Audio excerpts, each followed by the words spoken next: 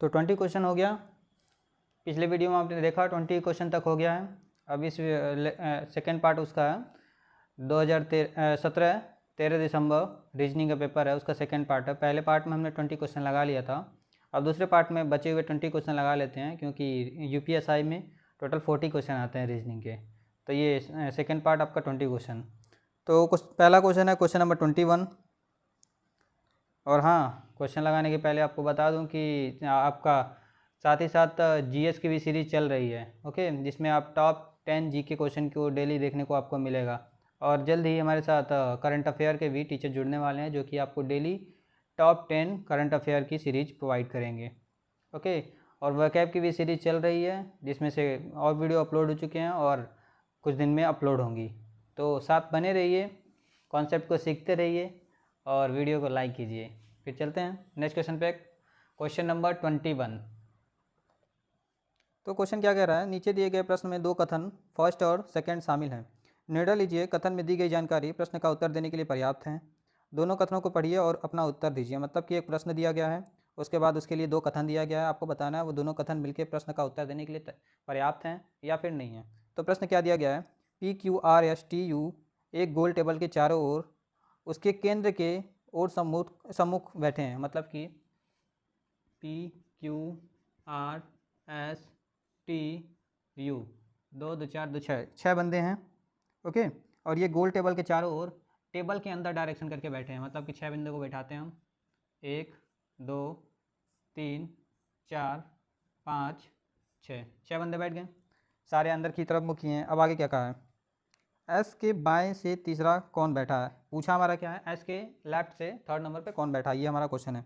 अब स्टेटमेंट क्या क्या दिए गए हैं, तो पहला स्टेटमेंट दिया है PR के बाएं से तीसरा बैठा है। PR के बाएं से तीसरा बैठा है। तो मान लेते हैं P अगर यहाँ बैठा है, ओके, P यहाँ बैठा है। उसके बाद क्या पूछा, PR के बाएं से तीसरा बैठा है।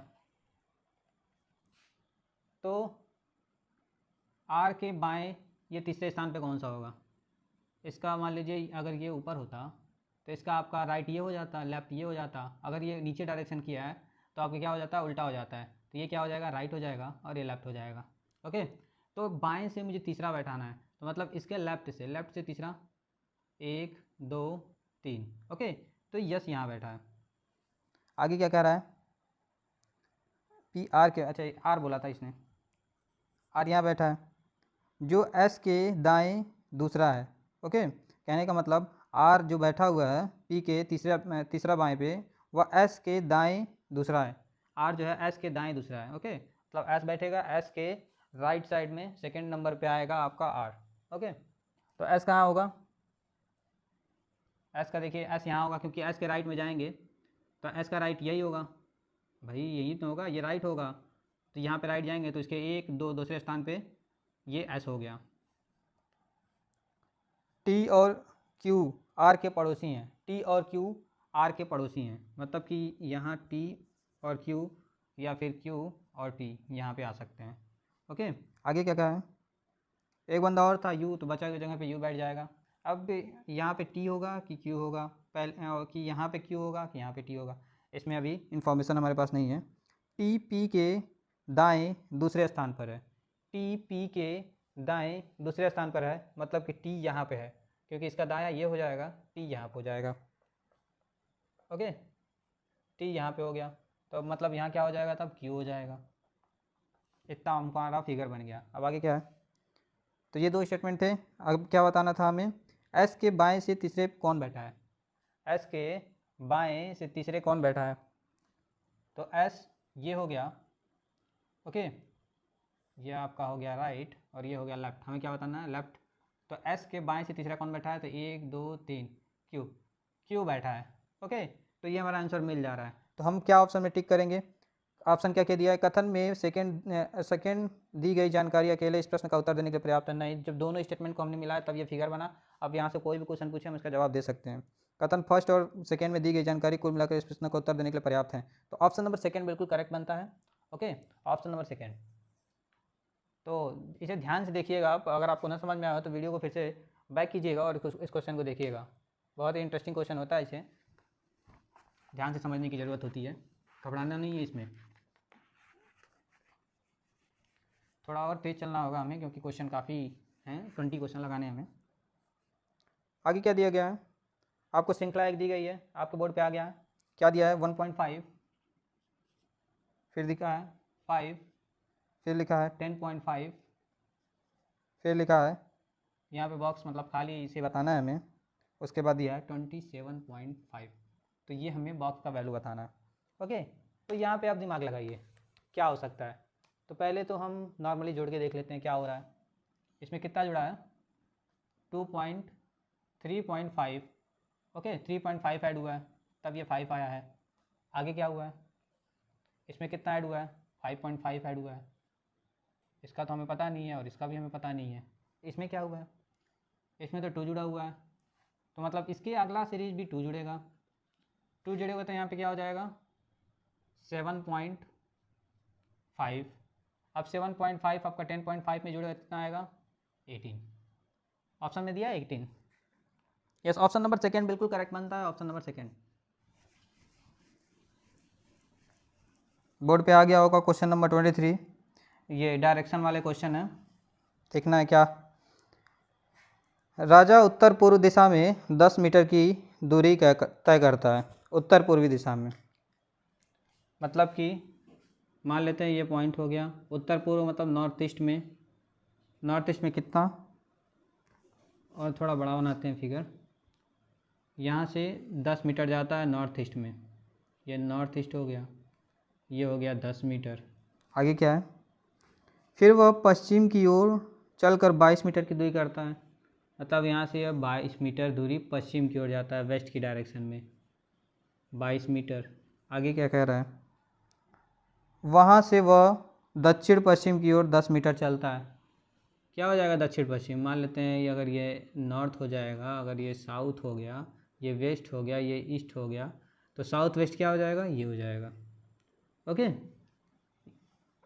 ये आपका हो गया दक्षिण पश्चिम, कितना चला है 10 मीटर चला है, ये साउथ ईस्ट वाला डायरेक्शन हो गया। आगे क्या बोल रहा है, फिर वह 5 मीटर की दूरी तक पूर्व की ओर चलता है, मतलब 5 मीटर पूर्व की ओर चलता है, मतलब ईस्ट की तरफ चलता है, 5 मीटर चला दिया आपने। आगे क्या बोल रहा है, वहाँ से वह दक्षिण पश्चिम की ओर 3 मीटर चलता है, मतलब फिर से साउथ वेस्ट की तरफ 3 मीटर चलता है, तो यहाँ पे मैंने 3 मीटर चला दिया। आगे क्या बोल रहा है, फिर वह पूर्व की ओर 5 मीटर चलता है, मतलब फिर से यहाँ से 5 मीटर पूर्व की ओर चलता है,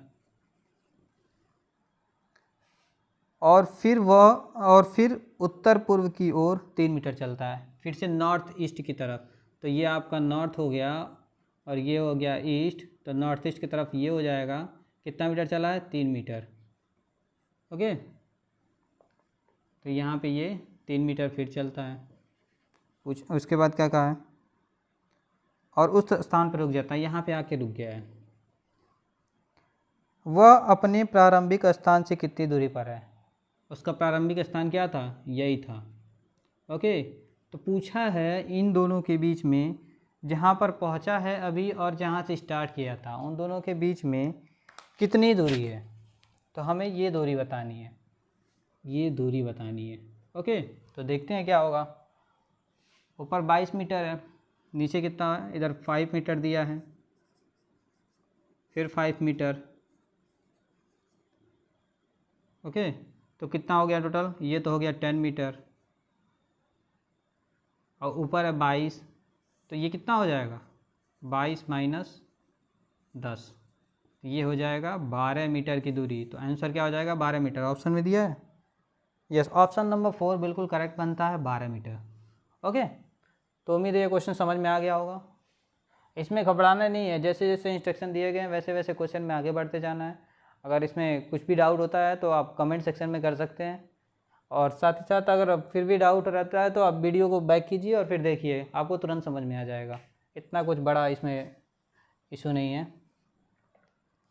क्वेश्चन नंबर 24 पे आते हैं। आज फिर से एक बार और पॉइंट वाले क्वेश्चन मिल गए, कॉमन पॉइंट वाले। तो क्वेश्चन आपके बोर्ड पे आ गया होगा, यहाँ पे क्या दिया है, नीचे दिए गए विकल्पों में से उस विकल्प का चयन कीजिए जिसमें बिंदुओं को बिल्कुल उसी तरह से स्थापित किया जा सकता है जैसा कि नीचे दिए गए चित्र में दर्शाया गया है। ओके, तो ये आपको फिगर दिया हुआ है, इसमें जो बिंदु दिया हुआ है, ये पॉइंट दिया हुआ है, उस पॉइंट को जैसे कि यहाँ पे प्लेस किया गया है उसी तरह 4 ऑप्शन दिए गए हैं। तो चारों ऑप्शन में कौन सा ऐसा ऑप्शन है जिसमें इसी तरह से इसी कॉमन पॉइंट पे प्लेस किया जा सकता है। ओके, तो दिए गए चित्र का पहले हम कॉमन पॉइंट देखते हैं कि किस किस पे आपका पॉइंट को रखा गया है। तो जो आप फिगर देख रहे हैं इसमें पॉइंट को किस में रखा हुआ है, पहले तो एक बर्फी बना दिया है। ओके, फिर यहाँ पे क्या किया, एक सेमी सर्किल बनाया, फिर एक सर्किल बनाया है,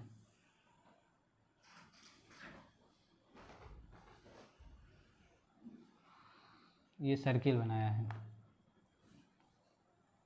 और पॉइंट को कहाँ रखा है, पॉइंट को आपको यहाँ पे रखा हुआ है। तो देखिए ऐसा ऑप्शन ढूंढिए जहाँ पे ये पॉइंट सेमी सर्किल, साथ ही साथ ये जो सर्किल दिया हुआ है ओवल शेप का, और ये बर्फी शेप का जो स्क्वायर टाइप का दिया गया है क्वाड्रिलेटरल, उनके कॉमन पॉइंट में आए। ओके, मतलब इन तीनों का जो कॉमन पॉइंट होगा जिस भी ऑप्शन में, वही आपका करेक्ट आंसर होगा। देखते हैं तो पहले में क्या कॉमन पॉइंट मिल रहा है। पहले ऑप्शन में क्या किया गया है, देखिए ध्यान से, बर्फ़ी को बनाया गया है, बर्फ़ी को सर्किल से घेर दिया गया है, तो मतलब बर्फ़ी और सर्किल में तो एक कॉमन पॉइंट मिल गया। फिर सेमी सर्किल को आधा किया गया है, आपका आधे बर्फ़ी पे ओवरलैप, यस, यहाँ पे आपको कॉमन पॉइंट मिल रहा है, इन तीनों के कॉमन पॉइंट आपको मिल रहा है, तो ये ऑप्शन नंबर 1 बिल्कुल करेक्ट होगा। ओके, तो इसे ध्यान से देखिए आप इस क्वेश्चन को, तो ये पहला ऑप्शन करेक्ट होगा। दूसरा क्यों नहीं होगा भाई, पहला होगा, दूसरा क्यों नहीं होगा, तो दूसरे में क्या है, दूसरा में तो बस आधी बर्फ़ी बनाई है, तो वो तो वैसे ही गलत हो गया, हमें पूरी बर्फ़ी चाहिए थी। और तीसरे ऑप्शन में क्या है, सेमी सर्किल और जो स्क्वायर शेप का, मतलब जो बर्फ़ी शेप का है, उसमें कोई भी कॉमन पॉइंट नहीं है, तो इसलिए तीसरा ऑप्शन नहीं होगा। और चौथे शेप में सर्किल ही नहीं बनाया है, तो चौथा भी गलत होता है। तो इस तरह से ऑप्शन नंबर फर्स्ट बिल्कुल करेक्ट बनता है। नेक्स्ट क्वेश्चन पे आते हैं, क्वेश्चन नंबर 25 वेन डायग्राम से क्वेश्चन है, दिया है सिलचर, असम, भारत, इनमें संबंध बताना है आपको। तो ये हो गया भारत, यहाँ पे हो गया असम, और असम के अंदर आता है सिलचर। ओके, तो ये सिलचर हो गया, ये असम हो गया, ये इंडिया हो गया। तो इस तरह का कौन सा फिगर है, ऑप्शन नंबर 1, ऑप्शन नंबर 1 बिल्कुल करेक्ट है। ओके, नेक्स्ट क्वेश्चन पे आते हैं, क्वेश्चन नंबर 26 में क्या दिया हुआ है, निम्नलिखित श्रृंखला में से प्रश्न चिन्ह के स्थान पर कौन सी संख्या होनी चाहिए। तो ये एक श्रृंखला दिया गया है, उसमें एक प्रश्न चिन्ह दिया गया है, उस प्रश्न चिन्ह के स्थान पर कौन सा संख्या होगा ये आपको बताना है। ओके, तो देखते हैं क्या दिया हुआ है, 362 133 284 ये दिया हुआ है। तो इसके बाद पूछा हुआ है कि यहाँ पे क्या होगा। ओके, तो इसे ध्यान से देखिए, इसमें क्या कोई सीरीज फॉलो हो रही है, 362 का आधा करेंगे तो कितना आएगा, 2 1 कम 2 1 6 3 बट 16, नहीं कोई भी सीरीज यहाँ पे ना तो इसका आधा है और ना ही कुछ सीरीज दिख रही है, क्या इसमें और कुछ हो सकता है। यस, यहाँ पे देखिए 3 और 2 का मल्टीप्लाई करेंगे तो 6 आ जाएगा, 1 और 3 का मल्टीप्लाई करेंगे तो 3 आ जाएगा, 2 और 4 का मल्टीप्लाई करेंगे तो 8 आ जाएगा। तो और भी ऑप्शन में देखिए कि इसमें इस तरह से बनाया गया है। तो पहले ऑप्शन दिया है 168, 8 1 जा 8 होता है, लेकिन बीच में 6 दिया है, तो पहला ऑप्शन गलत बनता है। दूसरा दिया है 155, 5 1 जा 5, यस 5 1 जा 5 आ गया, तो ऑप्शन नंबर सेकंड करेक्ट बनता है। ओके, इस तरह से आप किनारे किनारे का उठाइए, दोनों को मल्टीप्लाई कीजिए, बीच वाला आ जाता है तो वो आपका ऑप्शन करेक्ट होगा। नेक्स्ट क्वेश्चन पे आते हैं, क्वेश्चन नंबर 26 या कोडिंग पे क्वेश्चन है, कूट वाला जो कूट भाषा में दी गई होती है क्वेश्चन, उसे आपको आइडेंटिफाई करना होता है। जैसे कि दिया गया है निश्चित कूट भाषा में संस्कृत को TB लिखते हैं। क्या लिखा हुआ है? Sanskrit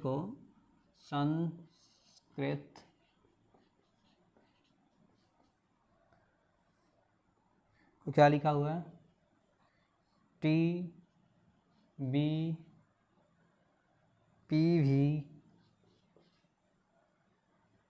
NTJU। Okay, TBPV NTGU। इसके बाद पूछा हुआ है कि चिल्ड्रन को किस रूप में लिखेंगे, तो चिल्ड्रन का क्या होगा, तो ये हमें बताना है। ओके, तो देखते हैं क्या पैटर्न फॉलो हो रहा है। एस का कितना नंबर होता है?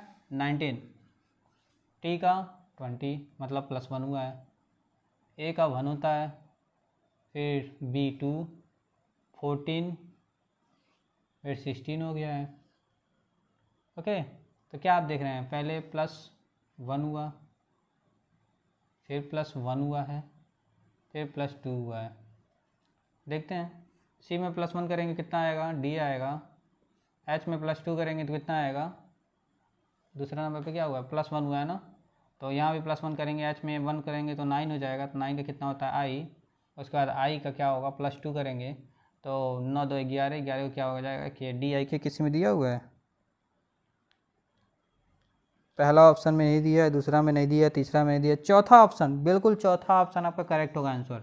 ओके, चौथा ऑप्शन बिल्कुल करेक्ट होगा। तो इस तरह से ये आसानी से क्वेश्चन लग गया। आपको 2-3 अक्षर लगाने के बाद आपको तुरंत मैच करना है कि 2-3 में हो गया आंसर तो हो गया, ज़्यादा दिमाग नहीं लगाना इसमें।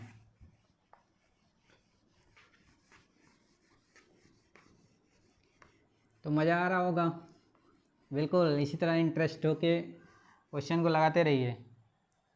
ओके, क्वेश्चन नंबर 28 पे आते हैं। क्या दिया है? क्वेश्चन आ गया होगा बोर्ड पे, महाद्वीप, एशिया, महासागर। ओके, तो क्या संबंध दिखाई दे रहा है आपका? महाद्वीप मतलब एशिया, एशिया सबसे बड़ा महाद्वीप होता है। ओके, एशिया सबसे बड़ा महाद्वीप होता है। उसी तरह महासागर कौन सा होता है? प्रशांत महासागर। प्रशांत महासागर सबसे बड़ा महासागर होता है, तो ऑप्शन नंबर 1 बिल्कुल करेक्ट बनता है। क्वेश्चन नंबर 29 पे आते हैं। क्वेश्चन नंबर 29 बोर्ड पे आ गया होगा। क्या लिखा हुआ है? 5 खिलाड़ी PQRST, 5 खिलाड़ी हैं PQRST, उनमें से प्रत्येक 5 मंजिल इमारत के अलग अलग मंजिलों पर रहते हैं। 5 मंजिल मतलब बना लेते हैं 5 मंजिल। क्या कहा इसमें? जिन्हें भूतल मतलब ग्राउंड फ्लोर के नाम से शुरू हुआ है। ग्राउंड फ्लोर, ये फर्स्ट फ्लोर, 0 फ्लोर मान लीजिए ग्राउंड फ्लोर को, ये 1 फ्लोर हो गया, ये 2 फ्लोर हो गया, ये 3 फ्लोर हो गया, और ये 4th फ्लोर हो गया। टोटल मिला कितने हो गए? 5 फ्लोर हो गए। ओके, उनमें से प्रत्येक अलग अलग खेलों को पसंद करते हैं। ये जो 0 से लेके 4th फ्लोर तक रहते हैं वो अलग अलग खेलों को पसंद करते हैं। तो क्या कह रहा है? कैसे कैसे खेल हैं, जैसे कि शॉट पुट हो गए, भाला हो गए, फेक हो गए, कबड्डी हो गया, लंबी कूद हो गया, जिम्नास्टिक हो गया, ये ऐसे ऐसे खेलों को ये पसंद करते हैं। ओके, तो पहला स्टेटमेंट दिया हुआ है, एस लंबी कूद पसंद करता है। ओके, दिया हुआ है कि एस लंबी कूद पसंद करता है, और टी जो तीसरी मंजिल पर के ठीक नीचे रहता है।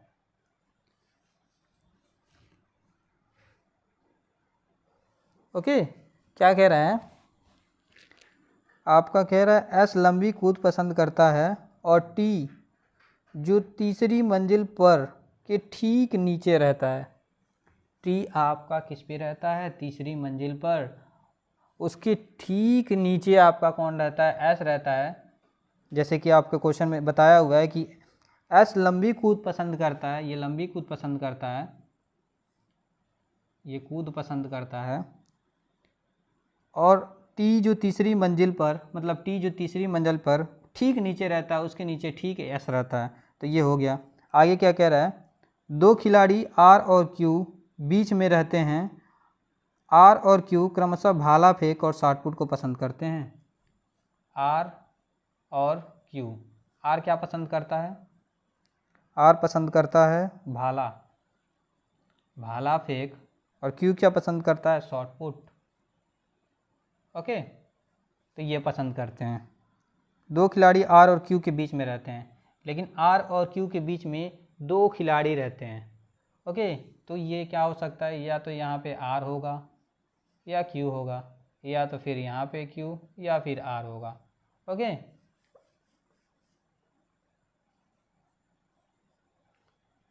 क्योंकि यही दो जगह हैं जहाँ जिसके बीच में दो प्लेयर रह सकते हैं और कोई आपका नहीं बन रहा है। ओके, आगे क्या कह रहा है? वह खिलाड़ी जो जिम्नास्टिक पसंद करता है भूतल पर रहता है। बचा हुआ प्लेयर कौन है? पी बचा हुआ है ना, पी बचा हुआ है। तो पी मतलब भूतल पे रहता है और क्या पसंद करता है? ये जिम्नास्टिक पसंद करता है, जिम्नास्टिक। आगे क्या कह रहा है? जिसे वह खिलाड़ी जो जिम्नास्टिक पसंद करता है भूतल पर रहता है और उस खिलाड़ी के ठीक नीचे रहता है जिसे 60 फुट पसंद है। मतलब जिसे 60 फुट पसंद है। 60 फुट किसे पसंद था? क्यू को पसंद था। तो मतलब क्यू के नीचे पी रहता है, तो पी के ऊपर कौन रहेगा? क्यू रहेगा। तो यहाँ पे क्यू हो जाएगा, तो यहाँ पे क्यू हो गया, तो यहाँ बचा हुआ कौन हो जाएगा? आर हो जाएगा। ओके, तो ये सारे आपने सारे फ्लोर पे सबको सेट कर दिया। आगे क्या हो रहा है? टी और क्यू जिन मंजिल पर रहते हैं उनके ठीक बीच वाली मंजिल पर कौन रहता है? टी और क्यू के बीच में कौन रहता है? टी और क्यू के बीच में आपको एस रहता है, जिसे कूद पसंद है, लंबी कूद पसंद है। तो ऑप्शन नंबर 3 में दिया हुआ है एस। आपका ऑप्शन नंबर 3 करेक्ट बनता है। ओके, तो उम्मीद है ये क्वेश्चन समझ में आ गई होगी। नेक्स्ट क्वेश्चन पे आते हैं, क्वेश्चन नंबर 30 पे।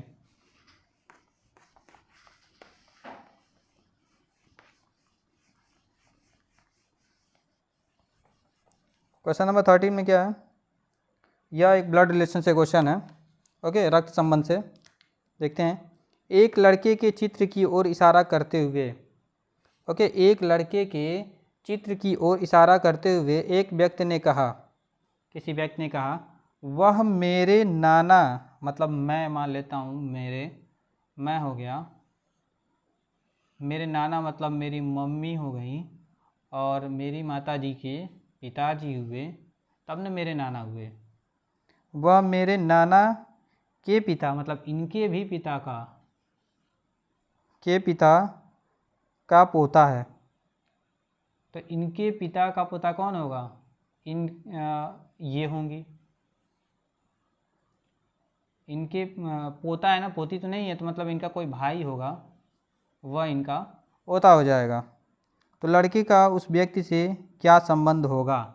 तो इस लड़के का इस व्यक्ति से क्या संबंध होगा?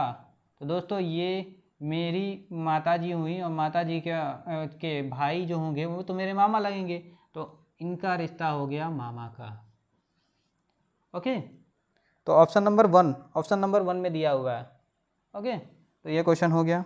नेक्स्ट क्वेश्चन पे आते हैं, क्वेश्चन नंबर 31 पे आते हैं। तो क्वेश्चन नंबर 31 में आपके क्या है? बोर्ड पे आ गया होगा, कथन दिया गया है और कथन के अनुसार बताना है कि दो धारणाएं दी गई हैं वो सही हैं या फिर नहीं। तो कथन क्या दिया गया है? पानी शुद्ध करने के लिए आजकल आरओ प्रौद्योगिकी का उपयोग हो रहा है। मतलब कि पानी को प्योरीफाई करने के लिए आजकल आरओ टेक्नोलॉजी का यूज हो रहा है, ये कथन दिया गया है। तो ध्यान रखना है, बस इतना कह रहा है कि आरओ टेक्निक का यूज किया जा रहा है पानी प्योरीफाई करने के लिए। धारणाएँ क्या दी गई हैं? कह रहा है कृत्रिम तकनीक का उपयोग स्वास्थ्य के लिए खतरनाक है। तो कह रहा है ये जो आरओ टेक्निक है स्वास्थ्य के लिए खतरनाक है। तो क्या ये धारणा सही होगा? पहला धारणा सही होगा? नहीं, बिल्कुल नहीं सही होगा। स्टेटमेंट में बिल्कुल नहीं उसके हानिकारक या बेनिफिट के बारे में कुछ नहीं बताया, बस कहा है कि आरओ टेक्निक का यूज़ किया जा रहा है। दूसरा क्या कह रहा है? लोग आधुनिक प्रौद्योगिकी को अपनाने के लिए तैयार हैं। तो क्या अपनाने की बात की गई है स्टेटमेंट में? स्टेटमेंट में ऐसा बिल्कुल नहीं कहा गया है कि लोग इसको अपनाने के लिए तैयार हैं। स्टेटमेंट में बस कहा गया था कि पानी को प्यूरिफाई करने के लिए आरओ टेक्निक का यूज किया जा रहा है आजकल। ओके, तो दूसरा भी गलत होता है, दूसरा भी गलत होता है। तो ऑप्शन कौन सा होगा? ऑप्शन नंबर 3, ना तो धारणा 1 ना ही सेकेंड निहित है। ऑप्शन नंबर 3 बिल्कुल करेक्ट बनता है। ओके, नेक्स्ट क्वेश्चन पे आते हैं, क्वेश्चन नंबर 32 पे। यह रक्त संबंध से क्वेश्चन है। एक महिला का परिचय कराते हुए एक व्यक्ति ने कहा, इनके पति, मतलब एक महिला हुई, इनके पति मेरे दादा, मतलब मैं मान लेता हूँ मैं यहाँ पे कहीं पे हूँ, मेरे मेरे दादा, मतलब मेरे दादा कौन होंगे, मेरे पिताजी के के मेरे दादा के इकलौते बेटे, इन मेरे दादा के इकलौते बेटे ये होंगे, के इकलौते बेटे हैं, मतलब ये तो ये हो गए। और ये कौन था, ये तो मैं ही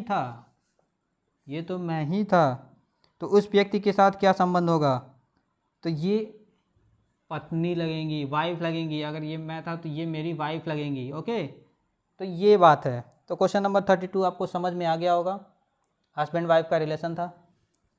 नेक्स्ट क्वेश्चन पे आते हैं। क्वेश्चन नंबर 33 बोर्ड पे आ गया होगा, क्या लिखा हुआ है, निम्नलिखित कथन को पढ़िए और उत्तर दीजिए कि निम्नलिखित तर्कों में से कौन सा प्रबल है। कथन क्या दिया गया है, भारत में इंजीनियरिंग कॉलेजों में कैंपस भर्ती प्रणाली जारी रखनी चाहिए।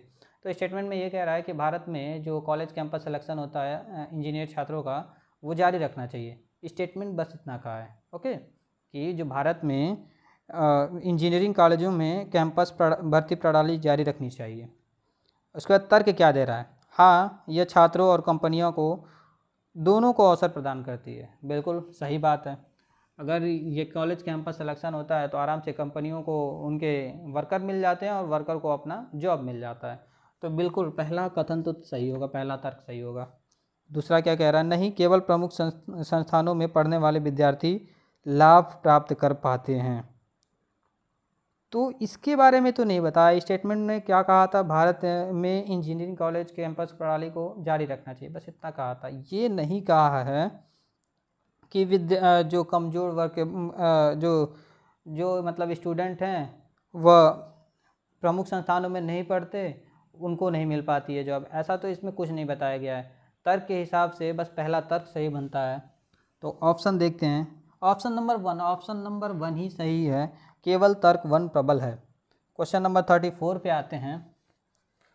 उस विकल्प का चयन कीजिए जो अन्य दिए गए विकल्पों से बेजोड़ है। तो क्वेश्चन आपके बोर्ड पे आ गया होगा। तो क्या ऑप्शन दिया है, पहला दिया है वर्ग, दूसरा दिया है गोला, पहला दिया है वर्ग दिया है मतलब सर्किल दिया है, और दूसरा दिया है गोला मतलब कि स्फीयर दिया हुआ है, बॉल वाले शेप। ओके, इसके बाद दिया है पिरामिड, इसके बाद बेलन। तो आप देख क्या रहे हैं, ये तो आपका हो गया 2D, बाकी सारे ऑप्शन जितने भी दिए गए हैं वो 3 डायमेंशनल फिगर हैं। चाहे देख लिया जाए स्पीयर, चाहे देख लिया जाए पिरामिड, चाहे देख लिया जाए सिलेंडर। ओके, तो ये तीनों आपके 3D हैं, पहला वाला 2D है, तो पहला वाला बेजोड़ ऑप्शन है, तो पहला सही होगा। तो क्वेश्चन नंबर 35 पे आते हैं। क्वेश्चन नंबर 35 आपका फिर से वेन डायग्राम से क्वेश्चन है, देखना है क्या, तो कैसे संबंध बता रहा है, इसमें क्या लिखा है, प्रतियोगी परीक्षा, एक तो प्रतियोगी परीक्षा वनडे मतलब जो भी प्रतियोगी परीक्षा होते हैं, जो भी कॉम्पिटिटिव एग्जाम होते हैं उसके बारे में बताया गया है। फिर क्या रहा है, बैंकिंग कर्मिक चयन संस्थान मतलब IBPS, ओके, जो बैंकिंग के लिए सिलेक्शन होता है उसकी बात की जा रहा है। और तीसरा दिया SSC।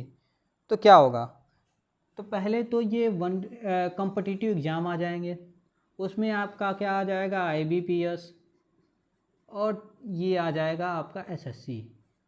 ओके, तो ये ऐसा कौन से बना हुआ है, देखते हैं। ऑप्शन नंबर 3 बिल्कुल करेक्ट बनता है, same to same Venn diagram आपका मैच कर गया ऑप्शन नंबर 3 में। तो क्वेश्चन नंबर 35 आपको समझ में आ गया होगा, उम्मीद है। क्वेश्चन नंबर 36 पे आते हैं। उस विकल्प का चयन कीजिए जो अन्य दिए गए विकल्पों में अलग है। तो क्या क्या दिए गए हैं, पहला ऑप्शन सरसों दिया गया है, दूसरा दिया है मूंगफली, तीसरा दिया है नारियल, और चौथा दिया है आम। तो आप इसे कैसे डिफ्रेंशिएट कर सकते हैं, तो आप ध्यान से देखिए, सरसों से तेल निकाला जा सकता है, मूंगफली से भी तेल निकाला जा सकता है, नारियल का भी तेल निकाला जा सकता है, आम का तेल नहीं निकाला जा सकता। तो ऑप्शन नंबर 4 आपका बेजोड़ बनता है आम। ओके, आम आपका करेक्ट आंसर बनता है। क्वेश्चन नंबर 36 कंप्लीट होता है। 37 पे आते हैं। 37 में दिया गया एक निश्चित कोड भाषा में ओशियन को क्या लिखा गया है, 15,972 ओशियन है, इसको क्या लिखा हुआ है, 15,972। ओके, ये लिखा गया है। आगे क्या कह रहा है, नॉर्थ को NORTH नॉर्थ को लिखा है 21836, 21836, 21836। उस कूट भाषा में हॉर्न को किस रूप में कूटबद्ध किया जाएगा? मतलब अब हॉर्न लिखना हो तो इसे क्या लिखेंगे? ओके, तो देखते हैं क्या पैटर्न फॉलो हो रहा है। कितने अक्षर है? 1 2 3 4 5 6, 2 2 4 5, 5 अक्षर हैं, 5 आपके नंबर भी दिए गए हैं, फिर 5 आपके लेटर हैं, 5 नंबर हैं। ओके, तो क्या पैटर्न बनेगा? ओ का कितना होता है? 15 नंबर, लेकिन यहाँ पे तो 1 ही आ रहा है। सी का होता है 3, ऐसा तो कोई पैटर्न बन नहीं पा रहा। तो देखिए, जब पैटर्न नहीं मैच करता है, कि जैसे मैंने पिछले भी वीडियो में बताया था आपको, पिछले भी जब 12 दिसंबर की क्वेश्चन लगवाया था, कि अगर आपका पैटर्न अगर मैच नहीं कर रहा है तो आप नकल करेंगे। ओके, नकल करके देखिए क्या आता है। तो क्या हम देख सकते हैं कि यहाँ पे यन अवेलेबल है। ओके,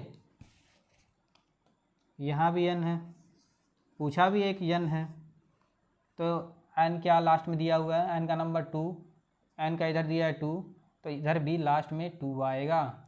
ओके, और क्या नकल किया जा सकता है? पहले ऑप्शन में एक बार नज़र देख लेते हैं, कहीं यही तो मिल नहीं गया आंसर। तो पहले ऑप्शन में लास्ट में 2 नहीं है, दूसरे में 2 नहीं है, तीसरे ऑप्शन में आपको लास्ट में 2 दिया हुआ है, और चौथे ऑप्शन में 2 नहीं दिया गया। तो मतलब ऑप्शन नंबर 3 बिल्कुल करेक्ट बनता है। बिल्कुल 1 सेकंड का क्वेश्चन था ये, इसमें कुछ ज़्यादा दिमाग नहीं लगाना था, बस सीधा सा सीधा नकल करना था। ओके, तो 37 समझ में आ गया होगा। 38 पे आते हैं।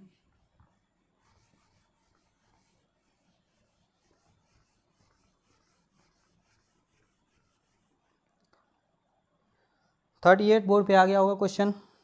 क्या लिखा हुआ है? नीचे दिए गए प्रश्न में 2 कथन, पहला और दूसरा शामिल है। निर्णय लीजिए कि कथनों में दी गई जानकारी प्रश्न का उत्तर देने के लिए पर्याप्त है। दोनों कथनों को पढ़िए और अपना उत्तर दीजिए। मतलब कि कथन दिए गए हैं, और कथन के अनुसार जो 2 स्टेटमेंट दिए गए हैं आगे, वो 2 स्टेटमेंट दिए गए हैं। फिर एक मतलब एक प्रश्न पूछा गया, 2 स्टेटमेंट दिए गए हैं, तो प्रश्न का स्टेटमेंट उत्तर देने के लिए पर्याप्त हैं या नहीं, यही बताना है आपको। तो देखते हैं क्या कथन दिया गया। 5 कर्मचारी भी डब्ल्यू एक्स वाई जेड के बीच वेतन पाने के मामले में तीसरे स्थान पर कौन होगा? मतलब इसका हमें बताना है कि इन्हें वेतन मिलता है, ये किसी जगह काम करते हैं, तो इनमें तीसरे नंबर पे सबसे ज़्यादा वेतन पाने वाला कौन होगा, तो ये बताना है हमें। तो स्टेटमेंट क्या क्या दिए गए हैं? स्टेटमेंट दिया है डब्ल्यू का वेतन एक्स और जेड और भी से अधिक है। मतलब यहाँ पे डब्ल्यू हो गया, किससे किससे अधिक है? एक्स से अधिक है, जेड से अधिक है, भी से अधिक है। ओके, और क्या ये तो पहला स्टेटमेंट इतना ही बोल दिया, मतलब बस ये डब्ल्यू के बारे में बताया कि इन तीनों से डब्ल्यू का अधिक है। वाई का वेतन सबसे कम है, यहाँ पे हो गया वाई, क्योंकि सबसे कम हो गए वेतन वाले। तो क्या यहाँ पे कुछ दिया हुआ है? 2 स्टेटमेंट में तो इतना ही निपटा दिया, और इसके बीच में कोई संबंध ही नहीं बताया कि कौन बड़ा है, कौन छोटा है, कौन बराबर है, इसके बारे में कुछ नहीं बताया है। तो क्या जवाब दिया जा सकता है वेतन पाने के मामले में तीसरे स्थान पर कौन है? ये तो हम बता ही नहीं पाएंगे कि ये है, कि ये है, कि ये है, ऐसे तो कोई बता ही नहीं पाएगा। तो इस तरह से दोनों ऑप्शन, दोनों स्टेटमेंट को मिलाने के बाद भी हमारा जो स्टेटमेंट, जो प्रश्न दिया हुआ है उसका उत्तर देने के लिए पर्याप्त नहीं है, तो दोनों स्टेटमेंट हमारा उत्तर देने के लिए पर्याप्त नहीं है, ऐसा कोई ऑप्शन होगा। देखते हैं, पहला ऑप्शन दिया है कथन फर्स्ट और सेकेंड में दी गई जानकारी कुल प्रश्न का इस मिलाकर इस प्रश्न का उत्तर देने के लिए पर्याप्त हैं। तो पर्याप्त है लिखा हुआ है, तो पहला गलत होता है। दूसरा क्या लिखा हुआ है? दोनों कथन पहला और दूसरा में दी गई जानकारी कुल मिलाकर इस प्रश्न का उत्तर देने के लिए पर्याप्त नहीं है। तो ऑप्शन नंबर सेकेंड दोस्तों, ऑप्शन नंबर सेकेंड बिल्कुल करेक्ट बनता है। ओके, ये हो गया। इसके बाद क्वेश्चन नंबर 39 बोर्ड पे आ गया होगा। ये फिर पॉइंट वाला क्वेश्चन है, इसमें आपको बहुत ध्यान से लगाना होगा इसमें, क्योंकि बहुत बारीकी से बनाया गया इस फिगर को, जैसे कि आप देख रहे हैं। ध्यान से सुनिएगा। ओके, तो फिगर में क्या बनाया गया है आप देख रहे हैं। एक तो दिया हुआ है ट्रायंगल, फिर एक दिया हुआ है सर्किल, फिर दिया हुआ है एक स्क्वायर, फिर एक रेक्टेंगल। ओके, मतलब 4 फिगर दिए गए हैं और 3 पॉइंट दिया गया है, और तीनों पॉइंट को कैसे ऑप्शन में हम सेम टू सेम मतलब रख सकते हैं। 4 ऑप्शन दिए गए हैं, चारों ऑप्शन में तीनों पॉइंट को मतलब सेम टू सेम इसी तरह से रखना है जैसे इसमें कॉमन पॉइंट दिया हुआ है। सेम टू सेम वैसे कॉमन पॉइंट ढूंढना है हमें और उस कॉमन पॉइंट में आपको रखना है। तो कैसे होगा ये, तो देखिए पहला वाला पॉइंट किसके किसके बीच में है। ये जो एरो शेप में जो ट्रायंगल बनाया गया है उसमें आप देखिए पहला जो पॉइंट है वो आपका है स्क्वायर और इसके बीच में रखा हुआ है। ओके, दूसरा पॉइंट किस में रखा हुआ है, दूसरे पॉइंट को आप देखेंगे तो मिलेगा आपको सर्किल और रेक्टेंगल के बीच में रखा हुआ है। सर्किल और रेक्टेंगल के बीच में रखा हुआ है। तीसरा पॉइंट देखिए, तीसरा पॉइंट किस में रखा हुआ है, तो तीसरा पॉइंट सॉरी ये दूसरा वाला आपका इसमें रखा हुआ है सर्किल और स्क्वायर में। आप देखेंगे इसको सर्किल और स्क्वायर में देखिए, और तीसरा वाला देखिए आप सर्किल और रेक्टेंगल में।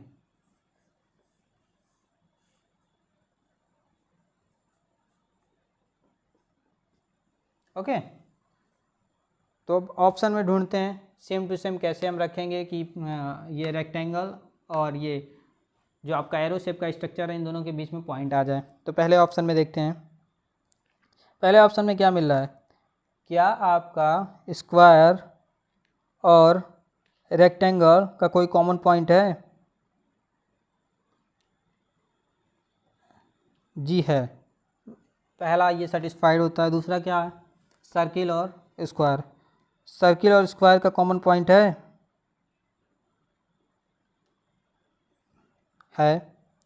और तीसरा का सर्किल और रेक्टेंगल, ये तो हो गया, लेकिन जो एक दूसरे पर ओवरलैप किए हैं वो तो पहले ऑप्शन में नहीं हो पाया है।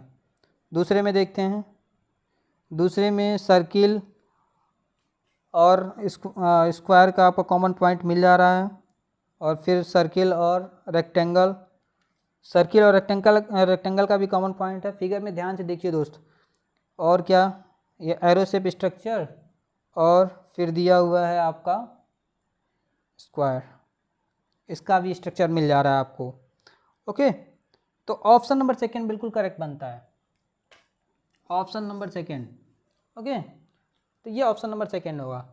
तो इसे आप ध्यान से देखिएगा, नहीं समझ में आया तो वीडियो को बैक कीजिएगा, उसके बाद आपको धीरे फिर से देखेंगे तो समझ में आ जाएगा।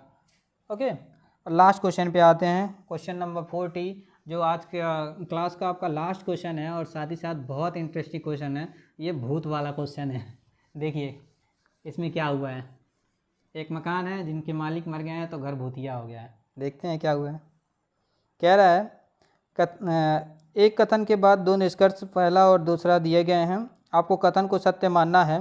जो कथन दिया गया उसे आपको सत्य मान लेना है, भले ही यह सामान्य रूप से ज्ञात तथ्यों से भिन्न प्रतीत होता है। मतलब जो कथन दिया गया है वो सामान्य रूप में नहीं पॉसिबल है, फिर भी आपको उसे सत्य मान लेना है। उसके बाद क्या कहा, आपको तय करना है कि दिए गए निष्कर्षों में से कौन सा दिए गए कथन अनुसरण करता है, मतलब कथन के अनुसार निष्कर्ष कौन कौन सा सही बनता है। तो कथन क्या दिया गया है, अफवाह यह है कि हाउस नंबर 15 के मालिक श्रीमान पार्कर की मौत की वजह से यह घर भूतिया हो गया है। ठीक है, मतलब कि मोहल्ले में अफवाह फैला हुआ है कि श्रीमान पार्कर की मौत के बाद जो कि हाउस नंबर 15 के मकान मालिक थे वह घर भूतिया हो गया है, यह अफवाह फैली हुई है। ओके, तो निष्कर्ष क्या दिया है, पहला निष्कर्ष दिया है बहुत से लोग अफवाहों को मानते हैं। ओके, निष्कर्ष ये दिया है कि बहुत से लोग अफवाहों को मानते हैं।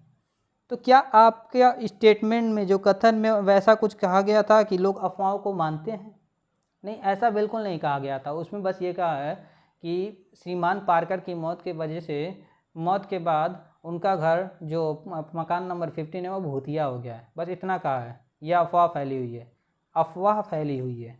तो पहले स्टेटमेंट में क्या बोल दिया है कि लोग अफवाहों को मानते हैं, तो नहीं, पहला स्टेटमेंट बिल्कुल गलत बनता है। ये जो पहला जो आपका निष्कर्ष दिया है बिल्कुल गलत बनता है, इसमें मानने की बात नहीं कही गई है। दूसरा निष्कर्ष दिया है श्रीमान पार्कर भूत हैं जिनका बसेरा हाउस नंबर 15 में है। तो क्या आपका कथन में कहा गया था कि श्रीमान पार्कर भूत हैं? उसमें तो ये बस कहा गया है कि अफवाह फैली है कि उनके मरने के बाद, श्रीमान पार्कर के मरने के बाद घर भूतिया हो गया है, ये अफवाह फैली हुई है। और निष्कर्ष में क्या बोल दे रहा है, सीधे बोल रहा है कि श्रीमान पार्कर भूत हैं जिनका बसेरा हाउस नंबर 15 में है। तो उसमें किसी भी प्रकार का जो ये बता दिया है कि भूत हैं, ऐसा कुछ नहीं बताया गया था स्टेटमेंट में। बस ये कहा गया था कि वह अफवाह फैली हुई है, ठीक है। और यहाँ पे इसको जस्टिफाई करने के लिए स्टेटमेंट सेकंड जस्टिफाई कर रहा है कि नहीं, श्रीमान पार्कर ही भूत हैं। तो ऑप्शन जो निष्कर्ष सेकंड है ये भी गलत बनता है। तो पहला और दूसरा दोनों निष्कर्ष गलत बनता है। तो ऑप्शन कौन सा होगा? ऑप्शन पहला क्या दिया है, केवल निष्कर्ष 1 अनुसरण करता है, तो ये तो गलत हो गया। केवल सेकंड अनुसरण करता है, ये भी गलत हो गया। दोनों निष्कर्ष अनुसरण करते हैं, ये भी गलत है। कोई भी निष्कर्ष अनुसरण नहीं करता है, बिल्कुल ऑप्शन नंबर 4, ऑप्शन नंबर बिल्कुल 4 सही है कि कोई भी कथन निष्कर्ष सही नहीं है। ओके, तो इस तरह से आज का टोटल 40 क्वेश्चन कंप्लीट होता है। तो उम्मीद है दोस्तों आपको वीडियो पसंद आई होगी और लेक्चर आपको अच्छे लग रहे होंगे। और दोस्तों वीडियो को लाइक कीजिए और ज़्यादा से ज़्यादा शेयर कीजिए ताकि हमें मोटिवेशन मिलता रहे, ताकि हम और अभी अपने शिक्षक भाइयों को ले आ सकें जो कि आपके मैथ, जीएस और हिंदी की सीरीज़ को कंटिन्यू करेंगे। ओके, तो फिर मिलते हैं आपसे फिर नेक्स्ट सीरीज़ में अगले किसी प्रीवियस ईयर पेपर के साथ। तो दोस्तों वीडियो को लाइक कीजिए, चैनल को सब्सक्राइब कीजिए और बेल आइकन को ज़रूर दबाइए। Thank you.